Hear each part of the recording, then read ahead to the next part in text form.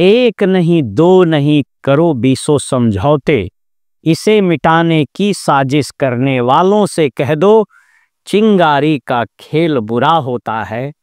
औरों के घर आग लगाने का जो सपना, वह अपने ही घर में सदा खड़ा होता है। देश के पूर्व प्रधानमंत्री, महनीय कवि और इस देश के महान नेता अटल बिहारी वाजपेयी जी की इन्हीं पंक्तियों के साथ मैं आपके सामने फिर मुखातिब हूं। नमस्कार, मेरा नाम है ओम प्रकाश यादव और आप देख रहे हैं वॉइस ऑफ रिपब्लिक।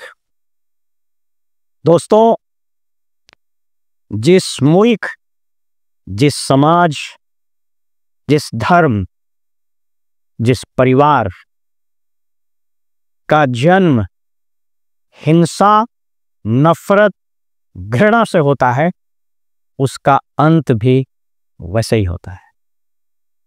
जी हाँ, आज हम बात कर रहे हैं पाकिस्तान के उन 4 शख्सियत के बारे में जिन्होंने पाकिस्तान को नफरत से, हिंसा से, घृणा से बना तो लिया, लेकिन वे खुद इसकी आग में झुलसकर दुनिया से विदा हो गए। उनका जीवन का अंत अत्यंत दुखद, अत्यंत पीड़ादायक और कुछ का तो बड़े गुमनामी में हुआ। आज हम 4 शख्सियत के बारे में बात करें। मोहम्मद अली जिन्ना, कायदे आजम बोलते हैं,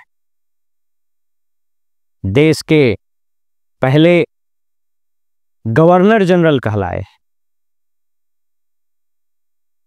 डोमिनिक लैपिए और लैरी कॉलिंस की इस किताब में पूरा वर्णन है कि कैसे जिन्ना के सपनों का खंडन, विखंडन और खंड खंड में पाकिस्तान में उनके आंखों के सामने हुआ। लियाकत अली खान, स्वतंत्र पाकिस्तान के पहले प्रधानमंत्री, उनकी मौत कैसे हुई। रहमत अली, चौधरी रहमत अली, जिसने सबसे पहले पाकिस्तान की परिकल्पना की थी, वो कैम्ब्रिज यूनिवर्सिटी में, नेवर और बिफोर।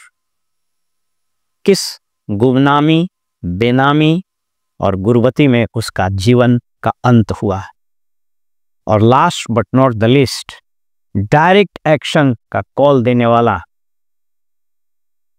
हुसैन शहीद सोहरावर्दी, जो उस वक्त बंगाल का, पार्टीशन से पहले बंगाल का मुख्यमंत्री था और बाद में 56 में वो पाकिस्तान का प्रधानमंत्री भी बना। उसका अंत कैसे हुआ। आइए सबसे पहले बात करते हैं रहमत अली की। सबसे अंत में बात करेंगे जिन्ना की। चौधरी रहमत अली कैम्ब्रिज में पढ़ते थे और उन्होंने इस किताब में चर्चा करते हुए लैरी कॉलिंस और डोमिनिक लैपिए ने लिखा है कि 1933 में उसने पाकिस्तान की कल्पना की। इनफैक्ट सबसे पहले पाकिस्तान, PAKSTAN, पाकिस्तान, जो बाद में पाकिस्तान हुआ, जिसमें पंजाब, कश्मीर, सिंध, बलूच, नॉर्थ वेस्ट का पोर्शन मिला के पाकिस्तान बना था। इस किताब में लेखक कहते हैं कि जब जिन्ना को ये बात उसने शेयर की, चौधरी रहमत अली ने, तो उसको जिन्ना ने एक सिरे से नकार दिया और कहा कि एक ऐसा ड्रीम है जो कभी रियलाइज नहीं होगा। लेकिन कैम्ब्रिज के एक कॉफी हाउस कैंटीन से उसका ये कॉन्सेप्ट धीरे धीरे जिन्ना ने ग्रहण किया और आगे की कहानी आप जानते हैं कि किस घृणा, नफरत, हिंसा के पृष्ठभूमि में भारत और पाकिस्तान का बंटवारा हुआ। जब पाकिस्तान बन गया तो कुछ ही दिनों में इसको समझ में आ गया रहमत अली को कि हमने एक भूल कर दी है, और रहमत अली एक तरह से डिसइल्यूजन्ड हो गए। उन्होंने जिन्ना के बारे में ये कहा कि कायदे आजम तो आप हैं, लेकिन हमने जिस पाकिस्तान की कल्पना की थी वो पाकिस्तान हमें नहीं मिला। उसका कहने का मतलब था कि वो पाकिस्तान चाहता था जिसमें अफगानिस्तान और कुछ और पोर्शन को मिलाकर उस्मानिस्तान आदि को शामिल किया जाता। वो उसको पूरा नहीं हो पाया, और अंततोगत्वा जिन्ना से अलग होने के बाद रहमत अली का मुश्किल हो गया पाकिस्तान में रहना। कहते हैं कि उसको एग्जाइल में भेज दिया, या कुछ लोग कहते हैं वो स्वयं कैम्ब्रिज में चला गया। बड़े फटहाली गुर्बती के दौर से गुजरा, और अंततोगत्वा जब उसकी मृत्यु हुई, जब रहमत अली मरा, तो कहते हैं कि उसको एक अदद कफन भी नसीब नहीं हो सका। कैम्ब्रिज में पढ़ने वाले कुछ छात्रों ने चंदा करके उसको कफन दिया और उसको दफना दिया। अब आइए थोड़ा बात करते हैं हुसैन शहीद सोहरावर्दी की। कहते हैं कि जब 1947 में इसने बंगाल में, जब मैं बंगाल बता रहा हूं तो अभी का बांग्लादेश और भारत का वेस्ट बंगाल, उस वक्त ये वहां का मुख्यमंत्री था। इसने जो डायरेक्ट एक्शन का नारा दिया, बताया जाता है कि उसमें इतनी जाने गई, इतने लोग मारे गए, इतने लोग कत्ल हुआ,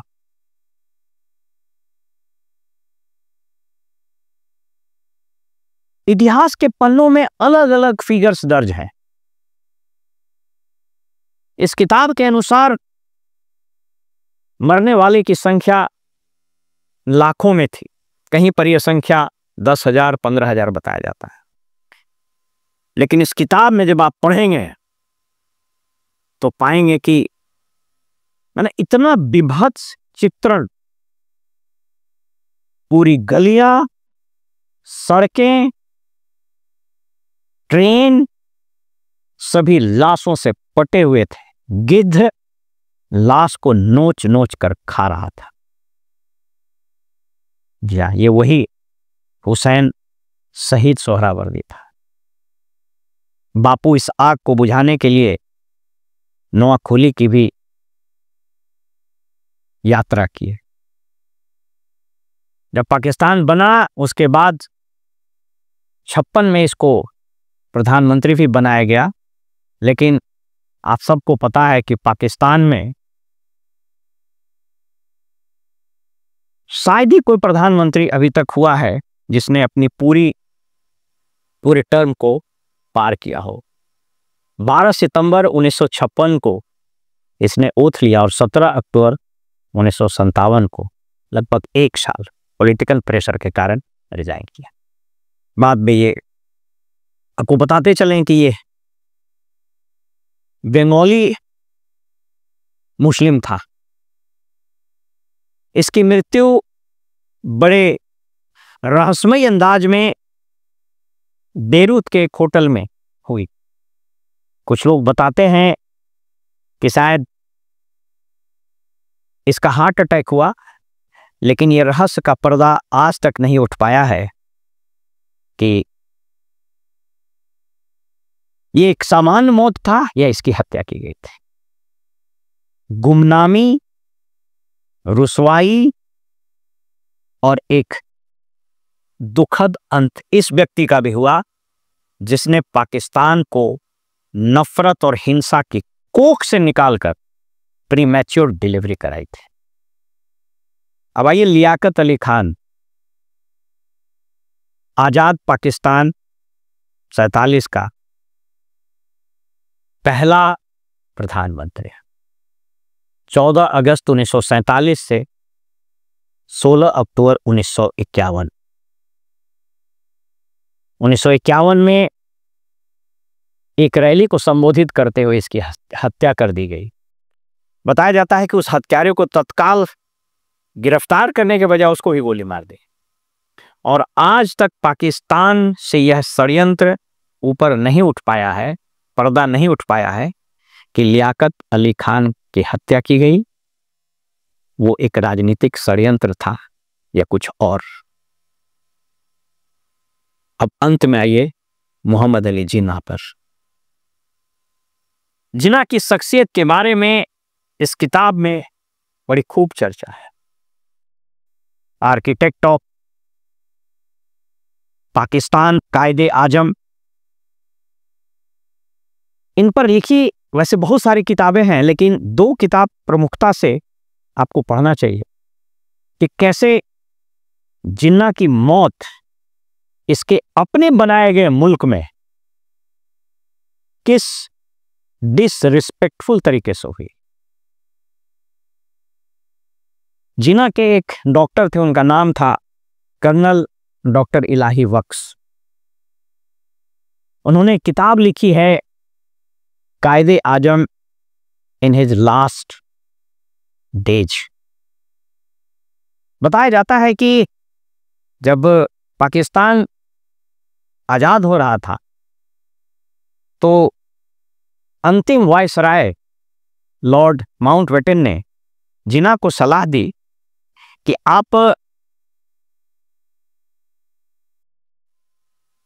पाकिस्तान के प्रधानमंत्री बन जाइए, क्योंकि राष्ट्रपति को बहुत पावर होता नहीं है। जिन्ना ने कहा कि मेरा पाकिस्तान है, मैं वहां का गवर्नर जनरल बनूंगा। कई किस्से हैं। एक बार का बात है, जब पार्टीशन और इंडिपेंडेंस डिक्लेयर किया जाना था, उस प्रेस कॉन्फ्रेंस में जिन्ना ने कहा कि मैं भी गवर्नर जनरल हूं तो मेरी कुर्सी माउंटबेटन के समकक्ष लगनी चाहिए, उसी लेवल का, उसी ऊंचाई का, वैसा ही तौलिया बिछना चाहिए। हालांकि वो नहीं माना गया और लॉर्ड माउंटबेटन की कुर्सी की ऊंचाई थोड़ी सी ज्यादा बनाई गई। माउंटबेटन को रेफर करते हुए इस किताब में माउंटबेटन का इंटरव्यू भी है, जो माउंटबेटन की मृत्यु के पहले इस किताब के लेखकों ने लिया है। ये किताब बड़ी मशहूर है। इसमें जो डोमिनिक लैपिए है, वो कलकत्ता के शहरों में महीनों बिताया और प्यार से उसको लोग डोमिनिक दा, बंगाली में दा बोला जाता है, मिथुन दा, तो डोमिनिक दा बुलाता था। इन्होंने माउंटबेटन को रेफर करते हुए बताया कि इतना गुरूर था जिन्ना को कि मैंने वो मुल्क बनाया, मैं जैसे चाहूंगा चलाऊं। लेकिन बहुत जल्द जिन्ना के वो सारे सपने टूट गए। धीरे धीरे जिन्ना आइसोलेट होना शुरू हुआ। लियाकत अली और पूरी कैबिनेट ने धीरे धीरे इसको इग्नोर करना शुरू किया। आपको बताते चलें कि उस वक्त मुंबई में एक डॉक्टर थे, डॉक्टर पटेल, जेल पटेल, अगर मुझे ठीक से नाम याद हो, इस किताब में उसका रेफरेंस। आजादी के पहले, मतलब 47 के पहले, एग्जैक्ट डेट मैं नहीं बता सकता हूं, लेकिन संभवतः 40-41 की बात होगी। जिन्ना बड़े रईस अंदाज से रहते थे, सिगार पीना। इसमें यह भी रेफरेंस है कि वो पोर्क यानी सूअर का मांस भी खाते थे। कदाचित जिन्ना नमाज भी नहीं पढ़ते थे। तो जब उनको खांसी हुई तो इस डॉक्टर ने जब इलाज किया, एक्सरे हुआ, तो उस एक्सरे में उनके लंग्स में टेनिस के बॉल के बराबर धब्बा आया। TB, tuberculosis. उन दिनों ट्यूबरकुलोसिस का इलाज बड़ा मुश्किल था। जिन्ना ने उस डॉक्टर को कहा कि यह एक्सरे की रिपोर्ट आप अपने सेफ बॉक्स में रख दीजिए और किसी को नहीं दीजिएगा, क्योंकि ये बात अगर लीक हो गई तो गांधी और नेहरू वगैरह को रेफर करते हुए जिन्ना कहते हैं कि ये लोग देश की आज़ादी को कुछ दिन और टाल देंगे और पाकिस्तान नहीं बन पाएगा। उस डॉक्टर ने अपने मेडिकल इथिक्स से एडहेयर करते हुए उस रिपोर्ट को किसी को नहीं दिखाया। डॉक्टर इलाही बख्श अपने किताब कायदे आजम इन हिज लास्ट डेज में लिखते हैं कि जब जिन्ना की तबीयत खराब हो गई तो उनको जियारत में, एक वुडन हाउस था, उसको म्यूजियम बना दिया गया है। जियारत बलूचिस्तान में भी हाइट पर पड़ता है, वहां बहुत सर्दी होती है। इस किताब में यह भी लिखा गया है कि यह बात समझ से परे थी कि अगर जिन्ना को टीबी था तो उनको इस तरह की आबो हवा से दूर रखा जाना चाहिए था, लेकिन उनको जियारत रखा गया। वहां पर किसी तरीके से कुछ डॉक्टर्स को, उस वक्त के जो सरकारी डॉक्टर थे, सिविल सर्जन वगैरह गए, इलाही बख्श भी गए। डॉक्टर इलाही बख्श से जब पहली बार मुलाकात हुई जिन्ना की, तो जिन्ना ने कहा कि I want to live to see my country prosper and progress. मैं जीना चाहता हूं। लेकिन अपने प्रवास के दौरान जियारत में जो जलालत, जो पाकिस्तान सरकार स्पेशली लियाकत अली खान का जो इग्नोरेंस और उसका, माने उसको आप क्या कहेंगे, वो इग्नोर करने का जो उसका एटीट्यूड था, जिसके कारण जिन्ना बहुत टूट गए। इलाही बख्श लिखते हैं कि जब मैंने उनसे कहा कि आपको एक टीबी है, तो मुस्कुराते हुए जिन्ना ने कहा कि मुझे मालूम है कि मुझे टीबी है और डॉक्टर मैं अब जीना नहीं चाहता हूं। उसके बाद उनको कराची लाया गया। एयरपोर्ट से मात्र 9 किलोमीटर की दूरी पर गवर्नर जनरल का ऑफिशियल रेसिडेंस था। देखिए इस शख्स जिसने पाकिस्तान को नफरत, हिंसा की कोख से डिलीवरी कराया था, उसका असर क्या होता है। एयरपोर्ट पर प्लेन लैंड करता है कायदे आजम का, और एक ऐसा एम्बुलेंस भेजा जाता है जिसका पेट्रोल ही खत्म हो जाता है। 2 किलोमीटर चलने के बाद वो खत्म हो जाता है पेट्रोल और गाड़ी रुक जाती है। जिन्ना के पास उसकी बहन फातिमा जिन्ना, उन्होंने इसका विस्तार से चर्चा अपनी किताब माई ब्रदर में लिखा है कि कैसे वो और एक नर्स, एक फिरंगी नर्स यूरोपियन मूल की, मक्खी भनभना रहा था जिन्ना के चेहरे घाव पर। सितंबर की वो गर्मी, कराची की पसीने से लथपथ मक्खियां भनभना रही थी। किसी तरह से जिन्ना की बहन फातिमा जिन्ना और वो नर्स पंखा झलती रही। घंटों बाद कोई दूसरा एम्बुलेंस आता है और जिन्ना को गवर्नर जनरल हाउस में ले जाया जाता है, जहां जिन्ना की मौत इसी तिरस्कार और इसी चीज में हुई और वो व्यक्ति दुनिया को छोड़कर विदा हो जाता है।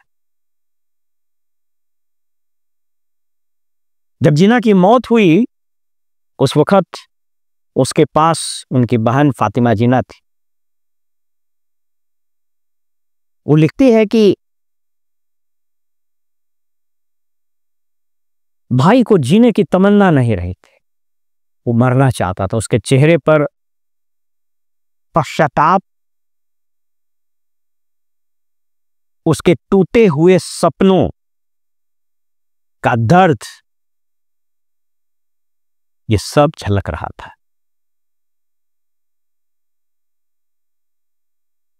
मैंने आपको ये इसलिए बताया कि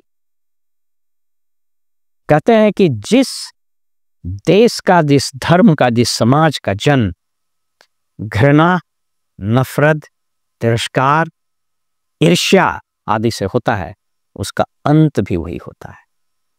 पाकिस्तान अब अपने अस्तित्व के लिए संघर्ष कर रहा है। भारत ने दशकों पाकिस्तान स्पॉन्सर्ड टेररिज्म को अपने सीने पर झेला। सहनशीलता की पराकाष्ठा 26/11 मुंबई का हमला हो या पार्लियामेंट का अटैक, जम्मू कश्मीर असेंबली पर अटैक से लेकर न जाने कितने आतंकवादी हमले हुए, लाखों की संख्या में लोग मरे और डिस्प्लेस्ड हुए। लेकिन मुझे दिनकर जी की वो कविता याद आती है, जब ये भारत का अभी का ऑपरेशन सिंदूर का शौर्य, वीरता, पराक्रम, भारतीय सशस्त्र सेना का प्रहार जब हो रहा है तो पाकिस्तान त्राहिमाम है। दिनकर जी ने सही कहा था, क्षमा शोभती उस भुजंग को जिसके पास गरल हो, उसको क्या जो दंतहीन विसरहित विनीत सरल हो। 3 दिवस तक पंत मांगते रघुपत सिंधु किनारे, बैठे पढ़ते रहे छंद अनुनय के प्यारे प्यारे। उत्तर से जब एक नाद भी उठा नहीं सागर से, धधक अधीर उठी पौरस राम आग के सर से। सिंधु देहि त्राहि त्राहि करता आ गिरा शरण में। यह कविता आज के तारीख में पाकिस्तान के लिए सटीक बैठता है। इसलिए दोस्तों, समाज, राष्ट्र, परिवार, ये सब का मूल प्रेम है, प्रजातंत्र है, घृणा और हिंसा नहीं है। भारत बेशक गांधी का वो देश है जो हिंसा का पाठ पूरी दुनिया को पढ़ाया, लेकिन अगर किसी ने हमारे साथ जुर्रत की तो वो देश मिट जाएगा। आज पाकिस्तान फिर से एक और टुकड़े होने के कगार पर खड़ा है, और यदि आने वाले कुछ चंद महीनों में बलूचिस्तान पाकिस्तान से अलग होकर एक स्वतंत्र मुल्क बन जाए तो इससे किसी को आश्चर्य नहीं होना चाहिए। फिलहाल हमें इजाजत दीजिए और आप देखते रहिए वॉइस ऑफ रिपब्लिक। नमस्कार।